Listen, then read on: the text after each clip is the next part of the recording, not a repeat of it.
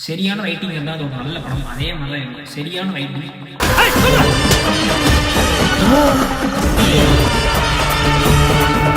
Warrant from the world of விலங்கு அப்படின்ற ஒரு சீரீஸ் பிரசாந்த் பாண்டிராஜ் டைரக்ஷனில் ZEE5 OTT-ல மே 22 ரிலீஸ் ஆச்சு. இந்த சீரீஸ்ல மொத்தம் 8 எபிசோட்ஸ் இருக்கு. இந்த 8 எபிசோடு ரீசெண்டா நேத்து தான் வந்துட்டு பார்த்தேன். நிறைய இன்ஸ்டால எல்லாத்துலயுமே இந்த சீரீஸ் வந்து ஒரு பெரிய பேச்சு பொருளா வந்து இருக்குது. அண்ட் எனக்கு ரொம்ப விலங்குன்ற சீரீஸ் ரொம்ப பிடிக்கும். அவரோட இதுக்கு முந்தைய சீரீஸ் மாமன் நான் பார்க்கல, லக்கி அண்ட் ப்ரூஸ்லி நான் பார்த்தது கிடையாது. பட் விலங்குக்கு அப்புறம் ஸ்ட்ரெயிட்டா நான் இதுதான் பார்க்குறேன். பிகாஸ் அதுல நடுவில் உள்ளது எதுவுமே பெருசா பேசலன்னு நினைக்கிறேன். எனக்கு இது ரொம்ப பிடிச்ச சீரீஸ் வந்து விலங்கு ரொம்ப பிடிக்கும். அதில் வந்து பாலா கேரக்டர் அவ்வளோ நல்லா இருக்கும். விமலுக்கும் ஒரு ரொம்ப கம்பேக் கொடுத்த ஒரு சீரீஸ்னு சொல்லலாம். அண்ட் அந்த வரிசையில் வாரண்ட் அதோட வேர்ல்ட் சம்மந்தப்பட்ட சீரீஸ்னு சொன்னாங்க. நானும் ஒரு 8 எபிசோட் நேற்று நைட் ஒரு 4 எபிசோடும் இன்னைக்கு காலையில் பிரேக் விட்டு ஒரு 4 எபிசோட் பார்த்தேன். நான் அவங்க ரிலீஸ் பண்ணதும் 2 தனித்தனி பார்ட்ஸாக தான் ரிலீஸ் பண்ணியிருக்காங்க. ஸோ நான் அப்படி தான் பார்த்தேன். அண்ட் இந்த சீரீஸில் ஒரு பிக் கேஸ்டிங் இருக்குது. அண்ட் இந்த சீரீஸில் அந்த டைரக்ட் பண்ண பிரசாந்த் பாண்டிராஜ் அவர்களே தான் நடிச்சிருக்காங்க. ரொம்ப ஒரு நல்ல சீரீஸ். இந்த சீரீஸோட ஜானர்னு பார்த்தீங்கன்னா ப்ரொசீஜர்னு சொல்லுவாங்க. இது ஒரு கிரைம் த்ரில்லர் சீரீஸ் கிடையாது. நீங்கள் கிரைம் த்ரில்லர்னு நினச்சி பார்த்தீங்கன்னா அது உங்களுக்கு தான் வந்து ஒரு ஏமாற்றமாக அமையும். இது வந்து ஒரு கொலை, அந்த கொலையை கண்டுபிடிக்கக்கூடிய ஒரு சீரீஸ் மாதிரி, ஒரு இன்வெஸ்டிகேஷன் சீரீஸ் கிடையாது. இந்த சீரீஸ் வந்து ஒரு ஸ்டேஷன், ஒரு போலீஸ் ஸ்டேஷன், அந்த ஸ்டேஷனுக்குள்ள நடக்கக்கூடிய கேரக்டர்ஸ் பேஸ் பண்ணி வருது. பிரசாந்த் பாண்டிராஜ் அவர்கள் இந்த சீரீஸ்ல ஒரு மெயின் லீட் ரோல் ஹீரோவா நடிச்சிருக்காரு. இதுல இவர் பேர் வந்து கோட்டை கருப்பு. இந்த கோட்டை கருப்புன்றவர் தன்னோட கதைக்களத்துல பாத்தீங்கன்னா என்ன பண்றாரு, எப்படி அவருக்கு நடக்கக்கூடிய பிரச்சனைகளை சமாளிக்கிறாரு, புதுசா போலீஸ்ல ஜாயின் பண்ண ஒருத்தர் என்னென்ன கஷ்டங்களை அனுபவிப்பாரு, அதுல இருந்து அவருக்கு என்னென்ன பிரச்சனைகள் வருது, அண்ட் டுவர்ட்ஸ் த எண்ட் போய் ஒரு பெரிய பிரச்சனை அவருக்கு ஒரு வருது, அதை எப்படி சமாளிச்சு அதுல இருந்து என்ன வெளியே வராரு, அதுல இருந்து ஒரு மெசேஜ் ஆடியன்ஸுக்கு சொல்லியிருக்காங்க. இதுதான் வாரண்ட் அப்படிங்கிற ஒரு சீரீஸோட முழு கதையோட்டமா இருக்குது. கதை எதையுமே நான் வந்து ரிவ்யூல சொல்லதா இல்லை. கதைன்னு உங்களுக்கு சிம்பிளா சொல்லணும்னா, நீங்க ட்ரெய்லர் டீசர்ல பார்த்த மாதிரி ஒரு கேஸ், ஒரு புதுசா ஜாயின் ஆன ஒருத்தர் தன்னோட அப்பாக்காக கவர்மெண்ட் வேலையில போய் வேலை பார்க்கணும் அப்படின்னு நினைச்சு எக்ஸாம்ஸ் எழுதி போலீஸ் வேலைக்கு போன ஒருத்தர் தனக்கு ரொம்ப சாதுவான ஆள் எப்படி ஒரு போலீஸ் அப்படிங்கிற ஒரு கேரக்டராகவே டிரான்ஸ்ஃபார்ம் ஆகுறாரு, அதுலேருந்து அவருக்கு என்னென்ன பிரச்சனைகள்லாம் வருது, அதை சமாளிச்சு உள்ள போறது தான் இந்த படம். நீங்க இந்த சீரீஸை வந்து டீட்டெயிலாக ஸ்பாய்லர்ஸோட எக்ஸ்பிளைன் பண்ணா பார்க்குறவங்களுக்கு இது வந்து கண்டிப்பா பிடிக்காது. இந்த சீரீஸை கண்டிப்பா எல்லாருமே போய் பாருங்க.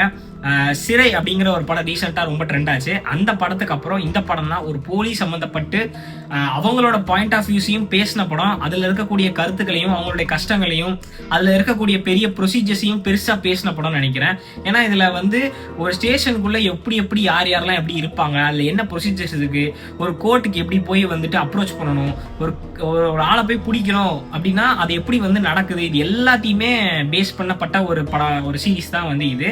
விலங்குக்கும் இதுக்கும் நிறைய டிஃபரன்ஸ் இருக்கு. வேர்ல்ட் ஆஃப் விலங்கு அப்படின்னு சொல்லி தான் இந்த சீரீஸை வந்து மென்ஷனே பண்ணியிருக்காங்க. ஆனா எனக்கு எங்கேயுமே விலங்குன்ற படத்தோட கனெக்ட் இதுல இருக்கிற மாதிரி எனக்கு சுத்தமா தெரியல. சீரீஸ் பார்த்தவங்களுக்கு தோணுமான்னு தெரியல. விலங்குக்கும் இதுக்கும் எந்தவித சம்மந்தமே இல்லை. இது என்னன்னா போலீஸ் அப்படிங்கிற ஒரு போலீஸ் ஸ்டேஷனுக்குள்ள நடக்கக்கூடிய பிரச்சனைன்றதுனால மேபி இதை வந்து அவங்க அப்படி கன்சிடர் பண்றாங்கன்னு நினைக்கிறேன். கண்டிப்பா இதுக்கும் அதுக்கும் பெரிய டிஃபரன்ஸ் இருக்குது. விலங்கு ஒரே ஒரு ஃப்ளோ ஆஃப் கேஸ் வச்சு த்ரூவர்ட்ஸ் த எண்ட் வரைக்கும் போவாங்க. அவங்க ஃபுல் சீசனுமே அப்படிதான் இருக்கும்.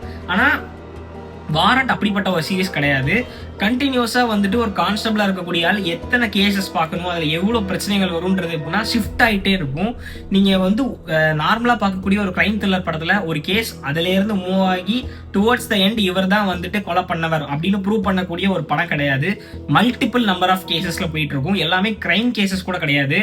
நார்மலான ஒரு படமா இருக்கும். உங்களுக்கு ரொம்ப ரியலிஸ்டிக்கா கனெக்ட் ஆகும் அந்த கேரக்டர்ஸோட. ஈவன் பிரசாந்த் பாண்டிராஜ் இதுல நடிச்சிருக்காரு அப்படின்னு சொல்லும் போது என்னால என்னடா இருக்க போகுது அப்படின்ற ஒரு எண்ணம் தான் எனக்கு ஃபர்ஸ்ட் வந்துச்சு. ஆனா ஒரு பாயிண்ட்டுக்கு மேல அவர் வந்து அதை புல் ஆஃப் பண்ண விதம் எனக்கு ரொம்பவே பிடிச்சிருந்தது. ஏன்னா ஒரு ஃபர்ஸ்ட் எபிசோட் பாக்குற வரைக்கும் மட்டும்தான் அப்படி இருக்கும். போக அவரோட கேரக்டர்ஸ் அவர் எவ்வளவு பெர்ஃபெக்டா எழுதியிருக்காரு, அதை எப்படி பெர்ஃபார்ம் பண்ணியிருக்காருன்னு இருக்கு. நீங்க சீரீஸோட லாஸ்ட் 3 எபிசோட்ஸ் எல்லாம் பார்க்கும்போது அவ்வளோ பீக் பெர்ஃபார்மன்ஸ் கொடுத்துருப்பாரு. ரொம்ப ஒரு நல்ல சீரீஸ். கண்டிப்பா போய் எல்லாரும் பாருங்க. அண்ட் இந்த சீரீஸ்ல முக்கியமா பேசப்பட வேண்டிய விஷயம் வந்து ரைட்டிங். நீங்கள் பார்த்தீங்கன்னா வந்து விக்னேஷ் நட்ராஜ் அண்ட் பிரசாந்த் பாண்டியராஜ் 2 பேரும் சேர்ந்து தான் எழுதியிருக்காங்க. எனக்கு இந்த பிரசாந்த் பாண்டியராஜ் அப்படிங்கிறவர் வந்து கோட்டை கருப்பசாமி அப்படின்ற கேரக்டர் பண்ணியிருப்பாரு. பாலாஜி சக்திவேல் அவரோட அப்பாவை நடிச்சிருப்பார் நட்ராஜ் அப்படிங்கிற கேரக்டரில். காளி வெங்கட்டுக்கு இந்த படத்தில் பெருசாக ரோல் இல்லை, அவர் நடிச்சிருக்காரு. பட் அந்த அளவுக்கு எனக்கு இதில் வந்து அவர் யூஸ் பண்ணப்படலையோ அப்படின்னு தோணுச்சு. இது இந்த படத்தில் ஒரு பெரிய நெகட்டிவாக நான் பார்க்குறேன். ஏன்னா ரொம்ப நல்ல பெர்ஃபார்ம் பண்ணக்கூடிய ஒரு பர்சன் அவர் பெருசாக யூஸ் பண்ணல. ஆனால் அதே நிமிஷத்தில் காளி வெங்கட்டுக்கு கொடுக்காத ரோல் அருள்தாஸ் அவர் கொடுத்துருப்பாங்க. நீங்கள் பார்த்துருப்பீங்க, தாய் கிளவி அதெல்லாம் வந்திருப்பாரு. அவருக்கு இன்ஸ்பெக்டரா வருவார் வீரமணின்னு சொல்லி, அவருக்கு சூப்பரான ஒரு ரோல் கொடுத்துருக்காங்க.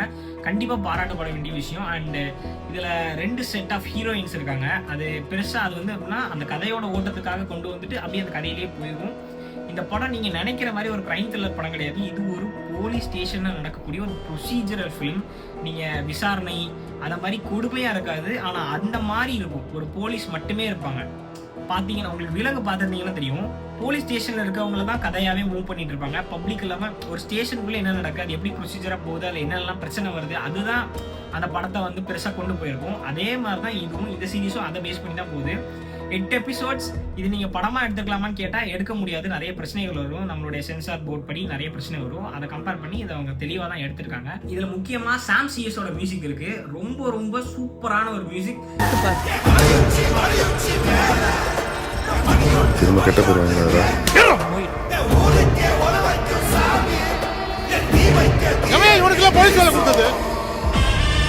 எந்த இடத்துல மியூசிக் தேவையோ அந்த இடத்துல மட்டும் யூஸ் பண்ணியிருக்காங்க. ஒரு கிரைம் சீரிஸ், ஒரு த்ரில்லிங்கான சீரிஸ்னு கொண்டு போகணுன்றதுக்காக பயங்கரமாக இன்டென்ஸாக கொண்டு போகாம இந்த சீரிஸ் முழுக்க முழுக்க ஒரு ரியலிசம் பேஸ் பண்ணியே தான் இருக்கும்.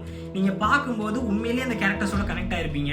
எக்ஸாம்பிளுக்கு இந்த சீரிஸை வந்து நான் எப்படி கம்பேர் பண்ணுவேன் அப்படின்னா, லியோ மாதிரியான ஒரு படம், கதையை பேஸ் பண்ணி இல்லாமல் கேரக்டர்ஸ் பேஸ் பண்ணி படம் எழுதியிருப்பாங்க. அதை மாதிரி தான் இந்த சீரிஸும்.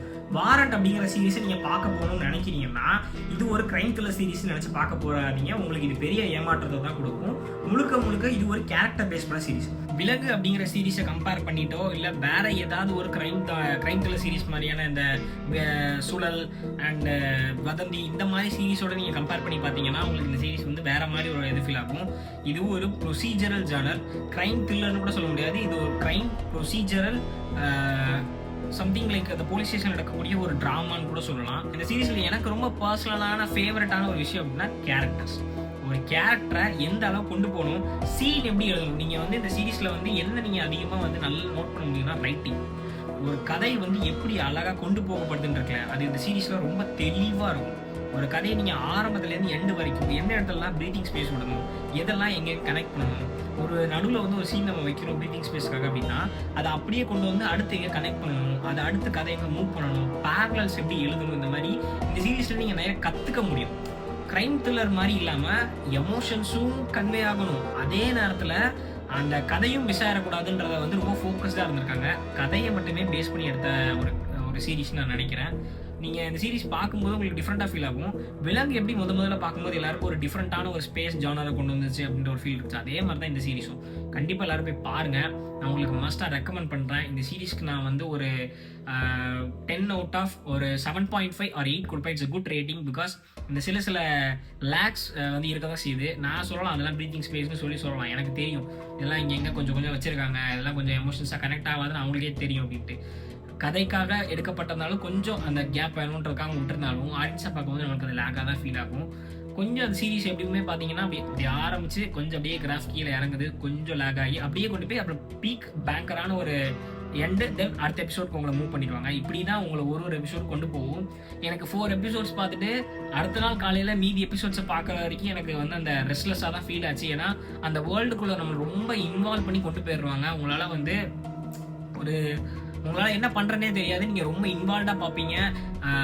பார்க்கும்போது உங்களுக்கு அதை நோட்டீஸே பண்ண முடியாது. நீங்கள் சீரிஸ் பார்த்துட்டு இருக்கும்போது கட் பண்ணிவிட்டு ஒரு 10 நிமிஷம் கேப் விட்டுட்டு பார்த்தீங்கன்னா உங்களுக்கு வந்து அவங்க அந்த ஸ்டேஷனோட சவுண்ட்ஸாக இருக்கட்டும் அதெல்லாம் கேட்டுகிட்டே இருக்கிற மாதிரி இருக்கும். அந்த அடிக்கிறதா இருக்கட்டும், அந்த வைலன்ஸாக இருக்கட்டும், அந்த பிஹேவியராக இருக்கட்டும், அந்த பிஹேவியர் எப்படி அவருக்கு வந்துச்சு, இது எல்லாமே இந்த சீரிஸில் வந்து அவ்வளோ நம்மளுக்குள்ளே ஏறும். அந்தளவுக்கு ஒரு போலீஸுன்றவங்க சும்மா யார், அது என்ன, ஒரு வேலைக்கு வராங்க, அந்த எக்ஸாம் எழுதுறாங்க, வராங்க, வேலை பார்க்குறாங்க, அடிக்கிறாங்க, திட்டுறாங்க, கொடுமைப்படுத்துறாங்க அப்படின்ற மாதிரிலாம் நிறைய ஒரு இது இருக்குல்ல. அந்த பெர்ஸ்பெக்டிவையே வந்து இந்த சீரிஸ் மாற்றிடும். போலீஸ் அப்படிங்கிறவங்க என்ன கஷ்டப்படுறாங்க, அவங்களுக்கு எவ்வளோ கான்ஃப்ளிக்ஸ் இருக்குது, எவ்வளோ ப்ரொசீஜர்ஸ் இருக்குது, கவர்மெண்ட்டில் அவங்களை எப்படி ட்ரீட் பண்ணுறாங்க, அவங்க ஃபேமிலியில் அவங்க எவ்வளோ கஷ்டப்படுறாங்க அப்படின்னு எல்லா பாயிண்ட்ஸையும் எடுத்து பேசியிருப்பாங்க. நிறைய கரண்ட்ல நடந்த பிரச்சனைகளை வச்சு இந்த சீரிஸ் நிறைய பேசப்பட்டிருக்கு. அதே நேரத்தில் அதை சரியா ஹேண்டில் பண்ணியும் சொல்லியிருக்காங்க. நான் ஏற்கனவே சொன்ன மாதிரி தான் இந்த சீரிஸ்ல ஏகப்பட்ட விஷயங்கள் இருக்கு. நான் எதையும் குறிப்பிட்டு சொல்ல முடியாது. ஆனால் இது முழுக்க முழுக்க ஒரு கேரக்டர் பேஸ் பண்ண சீரிஸ்.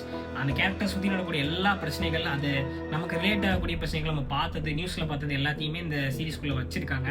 ஆனால் அதுக்கான சரியான முடிவுகளையும் சொல்யூஷன்ஸையும் சூப்பராக சொல்லியிருக்காங்க. அதுதான் இந்த சீரிஸ் சூப்பர். 7.5 or 8 கொடுக்கறதுக்கு இந்த சீரிஸ் ஒர்த். சில லேக்ஸ் இருந்தாலும் அதெல்லாம் வந்து பெருசாக எடுத்துக்க முடியாது. Not a crime thriller, but super crime procedural. எனக்கு ரொம்ப பிடிச்சிருந்துச்சு. அண்ட் இதில் பிரசாந்த் பாண்டியராஜ் அப்படிங்கிறவர் வந்து ஒரு மிகப்பெரிய ஆளை எனக்கு தெரியாது. அவரோட பர்ஃபார்மன்ஸ் வாஸ் பீக். இது வந்து இந்த சீரீஸை வந்து இவர் ஒரு ஹீரோ மெட்டீரியலாக பார்க்காதீங்க. இவரை வந்து ஒரு கேரக்டராக பாருங்கள். உங்களுக்கு அவ்வளோ கனெக்ட் ஆகும். ஒரு காமன் மேனாக கனெக்ட் ஆகக்கூடியது. எனக்கு அவர் வந்து அவரோட இன்டர்வியூவில் சொன்ன மாதிரி தான் நான் ஃபீல் பண்ணுறேன். ஒரு ரைட்டிங் ஒரு ஒரு புது ஆளை கூட ஹீரோவை கன்சிடர் பண்ண வைக்கும். நம்மள ஒரு ஆள்னு யோசிக்க வைக்கும். சரியான ரைட்டிங் இருந்தால் அது ஒரு நல்ல படம். அதே மாதிரி தான் இருக்கும். சரியான ரைட்டிங், ஒரு நல்ல படம்.